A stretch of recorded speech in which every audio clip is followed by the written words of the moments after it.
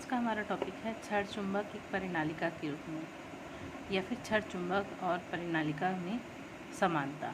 Bar magnet as a equivalent solenoid. ठीक है, इसके अंदर हम मान लीजिए कि एक परिनालिका का केंद्र O है, उससे R दूरी पर कोई बिंदु P है। ठीक है, जिस पर हमको चुंबकीय क्षेत्र की तीव्रता ज्ञात करनी है।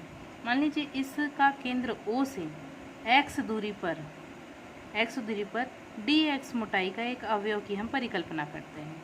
ठीक है, ये dx मोटाई का एक अवयव है, इसकी परिकल्पना करते हैं और इसमें अवयव में फेरों की संख्या nx होगी। इसमें बहुत सारे फेरे हैं, यहाँ पर बहुत सारे इसमें फेरे हैं और उनकी संख्या क्या है, n × x होगी।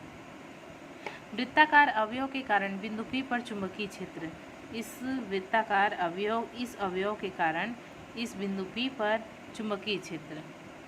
ठीक है, तो इसके लिए चुंबकीय क्षेत्र है तो dB = μ0 n dx I a का स्क्वायर अपॉन 2r - x का स्क्वायर प्लस a का स्क्वायर 3/2।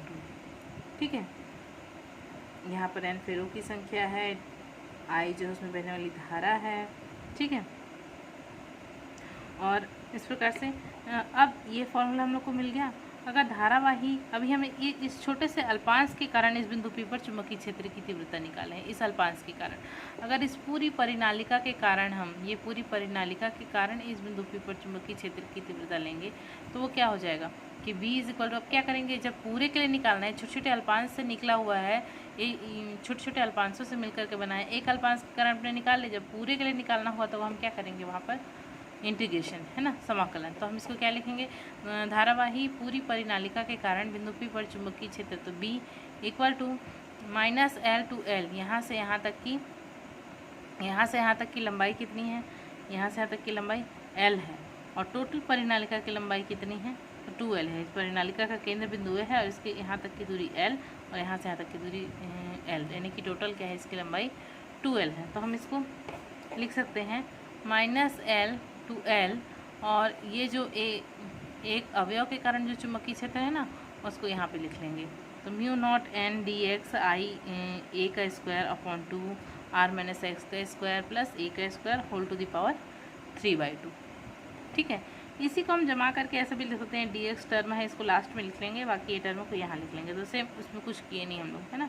तो -L to L और μ0 n I और a का स्क्वायर और dx अपॉन 2r - x का स्क्वायर प्लस a का square whole to the power 3/2। ठीक है, अब देखो इसमें एक टर्म है μ0 अपॉन 2, यहाँ पर n I का स्क्वायर, इनका सबका समाकलन नहीं हो सकता, तो ये सारे टर्म क्या हो जाएंगे, इसकी बाहर हो जाएंगे। तो हम इसको यहाँ पे लिख लेंगे μ0 n I a का स्क्वायर अपॉन 2 समाकलन L to L -L to L, और ऊपर में यहाँ क्या बच गया, dx अपॉन r - x का स्क्वायर प्लस a का स्क्वायर 3/2। ठीक है, अब यहाँ पर देखो r का वैल्यू यहाँ से यहाँ तक है। ठीक है, r का वैल्यू यहाँ से यहाँ तक है और a का वैल्यू यहाँ से यहाँ तक है। तो ये r के जगह में हम इस a की वैल्यू की तुलना अगर करेंगे तो इस a को हम क्या कर सकते हैं, नगण्य मान सकते हैं। ठीक है, अगर इसकी तुलना, अगर r की ही तुलना, इस r की तुलना हम इस x से करेंगे, देखो r इतना बड़ा है और x कितना है, इतना छोटा सा। यहाँ पे बहुत सारे परिनालिका है, तो बहुत सारे अवयव है, तो ये इसकी लंबाई जो है बहुत छोटी सी हो जाएगी। मतलब इस r की तुलना में ये भी क्या हो जाएगा, ये x क्या हो जाएगा, नगण्य हो जाएगा। तो यदि r ग्रेटर हम इसको लिख सकते हैं r ग्रेटर a व r ग्रेटर x। ठीक है, तो इस कंडीशन में हम एक के मान को नगण्य मान लेते हैं और x के मान को भी नगण्य मान लेते हैं। तो अब क्या करेंगे, ये जो टर्म है नीचे में, है ना, इसी में हम लेंगे, इसको हम लिख सकते हैं r - x का स्क्वायर प्लस a का square whole to the power 3/2, यही है ना। अब इसमें a का मान को हम नगण्य मान लिए और x के मान को भी हम नगण्य मान लिए, तो यहाँ क्या बचा, सिंपल r बचा। ठीक है, तो r और इसका होल टू द पावर है 2, तो r whole to the power 2 और उस पूरे का पावर क्या है, 3/2, तो ये लिख लिए। अब इसमें से 2 और 2 कैंसिल हो गया, तो क्या बच गया हमारे पास, r का पावर 3। ये जो पूरे टर्म है इसका वैल्यू आ गया r का पावर 3। इस वैल्यू को हम इक्वेशन नंबर इसी फर्स्ट में रखेंगे। क्वेश्चन नंबर फर्स्ट में मान रखने पर तो आपको क्या मिल गया, b is equal to mu naught N I A का स्क्वायर अपॉन 2 और माइनस समाकलन minus L to L D X और यहाँ पर r माइनस एक्स का पावर 2 और प्लस a का स्क्वायर 3/2। ये हमारा इक्वेशन नंबर फर्स्ट है। इतने पूरे का वैल्यू हमारे पास मिला है r का पावर 3। तो हम इसको पुट कर लेंगे इसमें, mu naught N I A का square upon 2 minus L to L D X और इस पूरे का पावर क्या हो गया r टू द पावर 3। ठीक है, अब हम इसमें क्या कर सकते हैं, mu naught N I A का स्क्वायर अपॉन 2, ये r का पावर 3 जो है इधर बाहर आ जाएगा समाकलन के, तो ये 2r का पावर 3, यहाँ क्या बच गया माइनस एल टू एल और इंटू डी एक्स।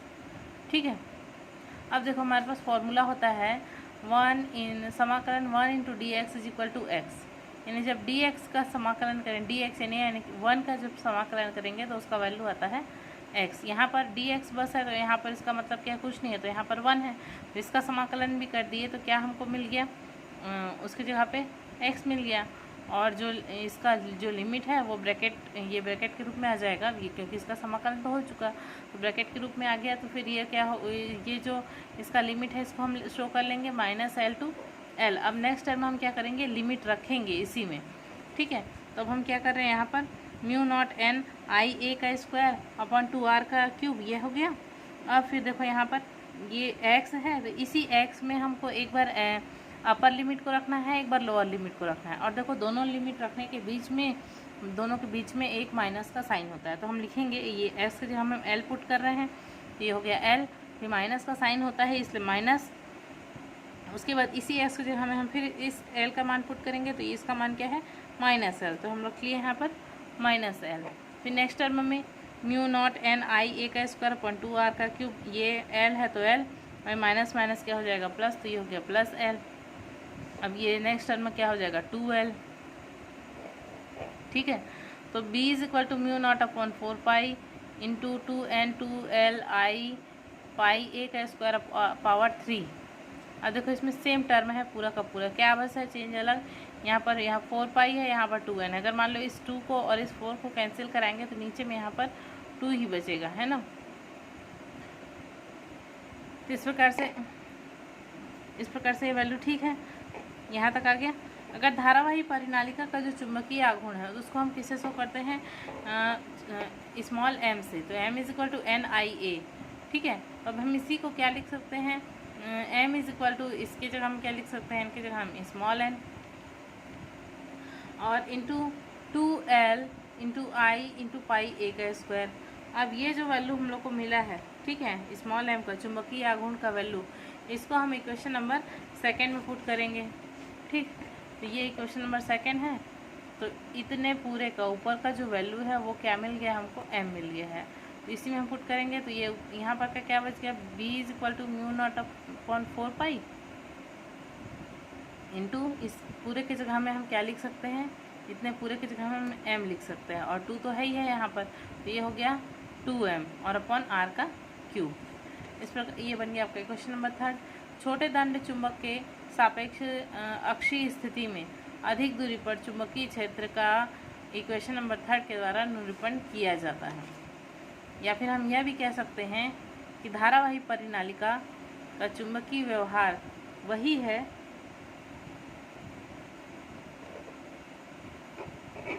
धारावाही परिनालिका का चुंबकीय व्यवहार वही है जो छड़ चुंबक का होता है। इस प्रकार से धारावाही जो परिनालिका है वह चुंबकीय क्षेत्र बार मैग्नेट की तरह ही कार्य करती है।